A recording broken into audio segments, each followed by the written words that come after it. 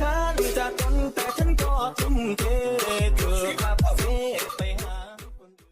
สวัสดีค่ะยินดีต้อนรับสู่โรงเรียนบ้านชอนไพค่ะวันนี้พวกเราจะพาไปดู